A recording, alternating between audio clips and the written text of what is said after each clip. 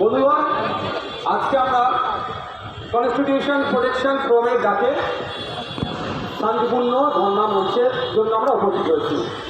আমরা ক্যালকাটা পুলিশের joint CP স্যারকে আমাদের পক্ষ থেকে যেই কনস্টিটিউশন প্রোটেকশন ফোরামটা নির্দিষ্ট কোনো একজনের নয়, এখানে যেমন সংখ্যালঘু যুব ফেডারেশন আছে, আজাদ সমাজ পার্টি আছে, আইএসএফ আছে, ডব্লিউপিআই আছে, পিস আছে, অল ইন্ডিয়া ওয়াকফ রক্ষা কাউন্সিল আছে, আপনার এসডিপিআই আছে, মুসলিম লীগ আছে, বিভিন্ন সংগঠন তাদের যৌথ উদ্যোগে আজকে আমাদের অবস্থান বা ধর্ণা। আমরা চাইলে সবার কাছে লাখো মানুষ হাজির করতে পারতাম, কিন্তু আমরা কেন হাজির করিনি? যে আমরা অবস্থান বিক্ষোভ, আমরা গুটি কয়েক মানুষকে নিয়ে অবস্থান বিক্ষোভ করব। এই কর্মসূচি টানা 27 তারিখ পর্যন্ত, সন্ধ্যা পর্যন্ত চলবে।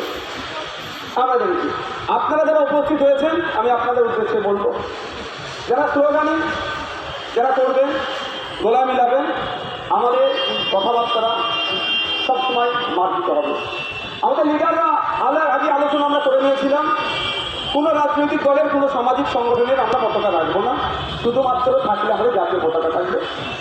নিশ্চিতভাবে দেখতে পাচ্ছেন বিভিন্নভাবে আমরা এসেছি, কিন্তু আমাদের কারো হাতে জাতীয় পতাকা ছাড়া কোনো ঝান্ডা আমরা রাখছি না। তো বন্ধুগণ, আমাদের সাথে এখন অফিসাররা এসে কথা বলেছেন, অনেক গল্প শুনিয়েছেন। সেই গল্প তো আমরা তো অনেক গল্প শুনিয়েছেন, আমরা প্রতি উত্তর দিয়েছি, তিনি আমাদের কাছে টাইম চেয়েছে। আমি আপনাদের কাছে একটা কথা বলি, কামরুজ্জামান ভাই যে কথা বলেছেন যে আমরা ধর্ণামঞ্চে যাব, ধর্ণামঞ্চে গিয়ে যেখানে আমরা অবস্থান করবো সেখানে গিয়ে আলোচনা হবে। তারপরে ওনারা টাইম চেয়েছে, আমরা টাইম নিচ্ছি।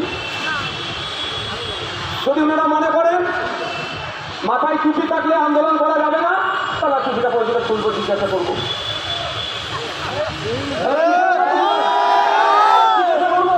জিজ্ঞাসা করবো। আমি আরো কথা জিজ্ঞাসা করবো, সে প্রসঙ্গে যাচ্ছি না।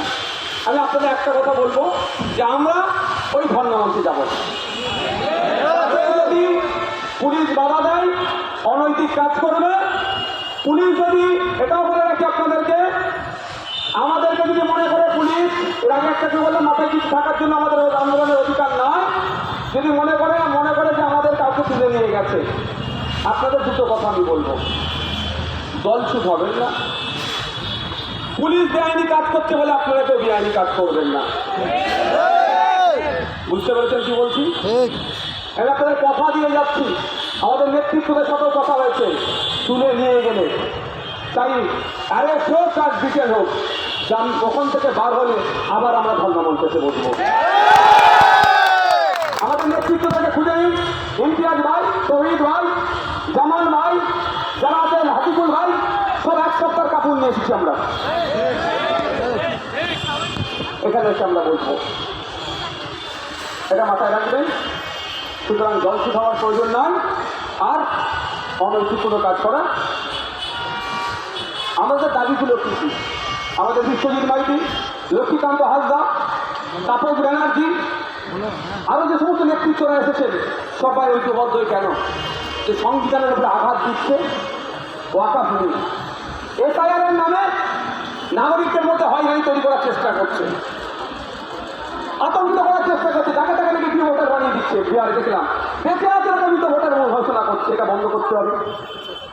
ফেক এসসি সার্টিফিকেট রমরম হয়ে গেছে, সারা পশ্চিমবাংলায় 1 কোটি এসসি সমাজের মানুষ নাই, 1.5 কোটি এসসি সার্টিফিকেট দিয়ে দিয়েছে। মাদ্রামি হচ্ছে, সেগুলো বন্ধ করতে হবে। ভিন্ন রাজ্যে পরিযায়ী শ্রমিকদের উপর যে আক্রমণ নেমে আসছে, সেটা বন্ধ করতে হবে। ওবিসি সার্টিফিকেট নিয়ে যে পিছিয়ে বর্গের হিন্দু আর মুসলমানের সাথে যে বিচারিত হচ্ছে, এটা বন্ধ করতে হবে। এই মর্মে আমাদের আজকে ধর্ণামঞ্চ, শান্তিপূর্ণ ধর্মমঞ্চ, শান্তিপূর্ণভাবেই হবে। আশা করছি পুলিশ আমাদেরকে সমগ্র সহযোগিতা করবে। আচ্ছা, ইমতিয়াজ ভাই, এখানে আসবেন, আপনি কিছু বলবেন? আর অনুরোধ একটা কথা, আপনাদের সবার লিডারের সামনে আছে, আপনারা সবাই সামনে যাওয়ার চেষ্টা করবেন না, সবার লিডার সামনে আছে, কিন্তু ঠিক আছে আপনারা পিছনে থাকবেন। আমার দ্বারা কাউকে স্লোগান দিতে হবে না, কোনো ব্যক্তিগত কারণে আমি স্লোগান দেবে না।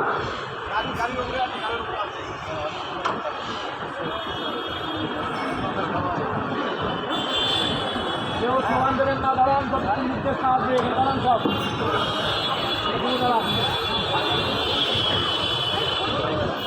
আমি কোনো সংগঠনের নাম না নিয়ে প্রতিটা সংগঠন বাংলার মানুষ যারা এখানে এসেছেন তাদেরকে অভিনন্দন জানাই। আমি খালি একটাই কথা বলবো, সংগ্রাম এখান থেকে শুরু হলো, বিপ্লবের রূপ নেবে, কিন্তু তার প্রথম শর্ত হচ্ছে শান্তি বজায় রাখতে। মার খাবো তবু হাত তুলবো না, ইট ছুড়বো না, আমাদের রক্তে রঙিন হবে বাংলার স্বপ্ন। বাংলার ঘরে ক্ষুধার্ত আমার মা বোন শিশুরা আছে, তারা আমাদের দিকে নজর রেখেছে। আমরা এই বাংলাকে স্বাধীন করবো, মুক্ত করবো, এই ভারতবর্ষকে বিজেপি নামক ফ্যাসিস্ট শক্তি থেকে মুক্ত করবো। তাই ডিসিপ্লিন, কেউ আগে যাবে না, নেতৃত্বকে মেনে চলুন, তাহলে আমরা লক্ষ লক্ষ মানুষ নিয়ে আন্দোলন করবো। যদি আজকে 2000 লোক নিয়ে না পারি তাহলে লক্ষ লক্ষ মানুষকে কি করে সামলাবো? আমরা কেউ